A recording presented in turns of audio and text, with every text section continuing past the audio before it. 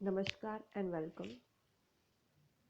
Myself Dhruvika Kanabar from Sri A.K. Doshi Mahila College, Jamnagar, presenting the lecture of Business Management, Personal Management, વાણિજ્ય સંચાલન, કર્મચારી સંચાલન, Unit 3, Career and Succession Planning, કારકિર્દી અને ઉત્તરોત્તર આયોજન. એમાં આપણે 4 ટોપિક ટોટલ ઇન્ક્લુડેડ છે. ફર્સ્ટ જોબ એનાલિસિસ, કાર્ય વિશ્લેષણ. સેકન્ડ જોબ ડિસ્ક્રિપ્શન, કાર્ય વર્ણન. થર્ડ જોબ ઇવેલ્યુએશન, કાર્ય મૂલ્યાંકન. એન્ડ ફોર્થ કામગીરી મૂલ્યાંકન, પરફોર્મન્સ અપ્રેઝલ. આપણે આ સેશનમાં કામગીરી મૂલ્યાંકનની મર્યાદાઓ વિશે ડિસ્કસ કરવાનું છે.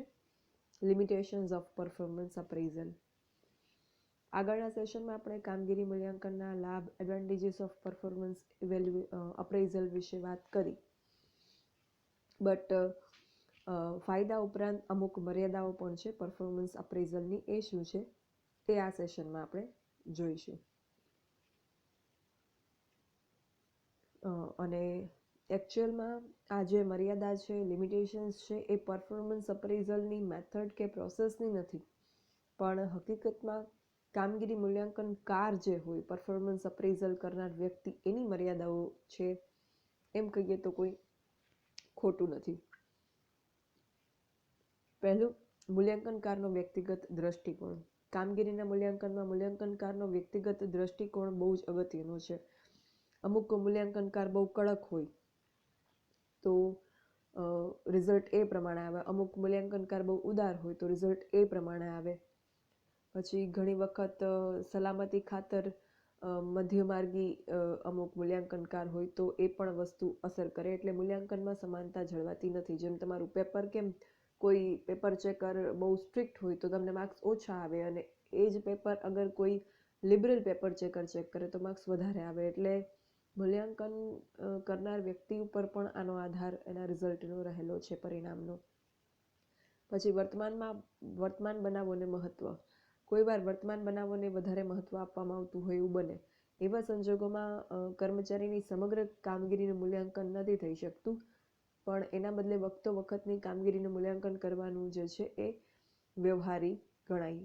પછી મૂલ્યાંકનકારનો વ્યક્તિગત પૂર્વગ્રહ. મૂલ્યાંકનકાર પોતે પક્ષપાતી કે પૂર્વગ્રહ યુક્ત એનું વલણ હોય, બાયસ્ડ હોય, કોઈ કર્મચારી માટે એને ફેવરેટિઝમ હોય, તો એ વસ્તુ એના કર્મચારી કામગીરી મૂલ્યાંકન સંચાલનને જે છે અવળે માર્ગે દોરી જાય.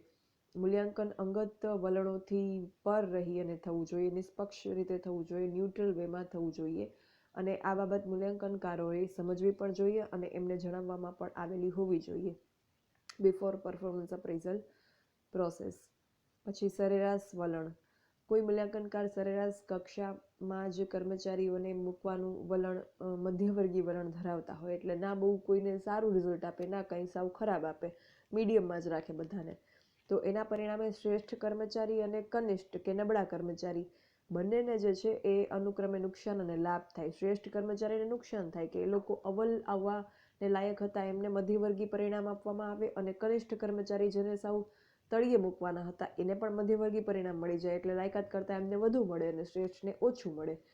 એટલે જે આવું વલણ હોય કે બધા કર્મચારીને સરેરાશ કક્ષામાં જ મૂકે, મધ્યમાર્ગી વલણ અપનાવે, તો એ પણ ખોટું છે. પછી કામગીરી મૂલ્યાંકનના પત્રકો ઘડવામાં ભૂલ. કામગીરી મૂલ્યાંકનના પત્રકો તૈયાર કરવામાં જો ભૂલ થાય, મિસ્ટેક થાય, તો એના પરિણામ ધાર્યા હેતુ સિદ્ધ કરી શકે નહીં. ઘણી વખત લાંબા અને જટિલ પત્રકો કર્મચારીને કે મૂલ્યાંકનકારોને કંટાળો જે છે એ દેવડાવે છે, અને પત્રકોની રચના કર્મચારી અને મૂલ્યાંકનકારના માનસિક વલણોને ધ્યાનમાં રાખી અને એ રીતે સોર્ટેડ વેમાં કરવી જોઈએ.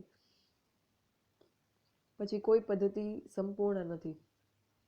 કામગીરી મૂલ્યાંકનની વિવિધ પદ્ધતિઓ પોતપોતાનું મહત્વ અને મર્યાદા ધરાવે છે. કોઈ પણ પદ્ધતિ સંપૂર્ણ નથી. કામગીરી મૂલ્યાંકનની એક કરતાં વધારે પદ્ધતિ અપનાવવામાં આવે તો એક બીજી પદ્ધતિની મર્યાદા દૂર કરીને શ્રેષ્ઠ મૂલ્યાંકન થઈ શકે. એટલે એકથી વધારે પદ્ધતિ અપનાવવામાં આવે તો દરેક પદ્ધતિના ફાયદા મેળવી શકાય અને મર્યાદાને નિવારી શકાય. તો આ રીતે આપણને ખ્યાલ આવે કે કામગીરી મૂલ્યાંકનની મર્યાદાઓ જે છે એ પદ્ધતિની મર્યાદા ન હોવા ઉપરાંત મૂલ્યાંકનકારની મર્યાદાઓ છે કે જેને નિવારવું શક્ય બને અમુક વસ્તુઓ ધ્યાનમાં રાખીને. હવે કામગીરી મૂલ્યાંકનની પદ્ધતિઓની વાત કરીએ. Methods of performance appraisal. આપણે અગાઉ જોબ ઇવેલ્યુએશન મેથડ ડિસ્કસ કરી હતી, એ ડિટેલમાં આપણે ડિસ્કસ કરી. જે કામગીરી મૂલ્યાંકનની પદ્ધતિઓ છે, પરફોર્મન્સ અપ્રેઝલની મેથડ્સ છે, એ તમારે ડિટેલમાં આવતી નથી. એ તમારે આવી રીતે જ છે, ખાલી એના નામ જ યાદ રાખવાના છે. ક્રમાંકન પદ્ધતિ એટલે રેન્કિંગ મેથડ, રેટિંગ સ્કેલ પદ્ધતિ એટલે રેટિંગ સ્કેલ મેથડ, ચેકલિસ્ટ પદ્ધતિ, ચેકલિસ્ટ મેથડ, ફરજિયાત પસંદગી પદ્ધતિ, ફોર્સ્ડ ચોઇસ મેથડ, ક્ષેત્ર અવલોકન પદ્ધતિ, field review method, critical incident technique, confidential report, નિબંધ મૂલ્યાંકન અને મૂલ્યાંકન કેન્દ્ર, એસેસમેન્ટ સેન્ટર. નિબંધ મૂલ્યાંકન એટલે એસે અપ્રેઝલ. આવી પદ્ધતિઓ જે છે એ કામગીરી મૂલ્યાંકનની હોય છે. આ પદ્ધતિઓને અપનાવી અને કામગીરીનું મૂલ્યાંકન થઈ શકે, પરફોર્મન્સ અપ્રેઝલ થઈ શકે. આમાંની અમુક પદ્ધતિ આપણે જોબ ઇવેલ્યુએશન કામનું જે મૂલ્યાંકન હતું એમાં ડિસ્કસ કરી. કાર્ય મૂલ્યાંકનમાં ડિસ્કસ કરી અમુક મેથડ્સ. બધી મેથડ અહીંયા ડિસ્કસ નથી કરવાની. એક કોન્ફિડેન્શિયલ રિપોર્ટની મેથડ આપણે ડિસ્કસ કરવાની છે. બાકી માત્ર તમારે આ મેથડ્સના નામ જ અહીંયા જે છે ધ્યાનમાં લેવાના છે.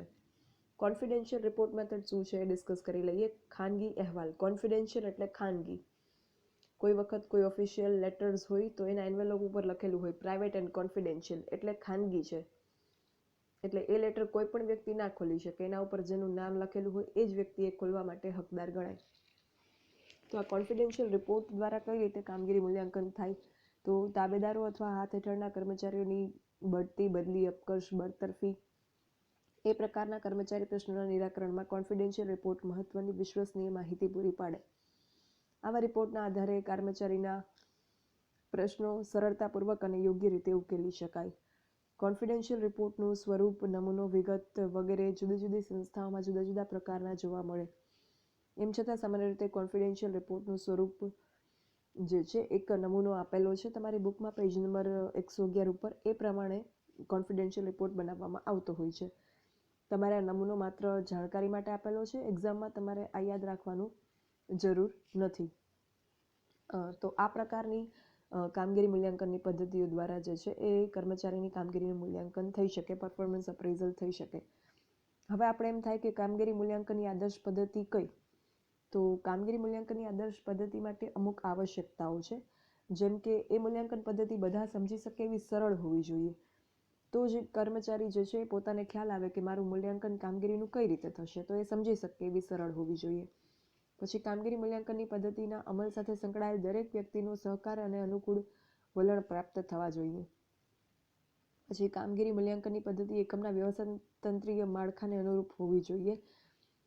કામગીરી મૂલ્યાંકનની પદ્ધતિ વૈજ્ઞાનિક, તાર્કિક અને વિશ્વસનીય હોવી જોઈએ. મૂલ્યાંકનકારને ખ્યાલ હોવો જોઈએ કે કઈ રીતે મૂલ્યાંકન કરવાનું છે અને એ પદ્ધતિમાં એને પણ વિશ્વાસ હોવો જોઈએ કે આ પદ્ધતિથી કામગીરીનું યોગ્ય મૂલ્યાંકન થશે.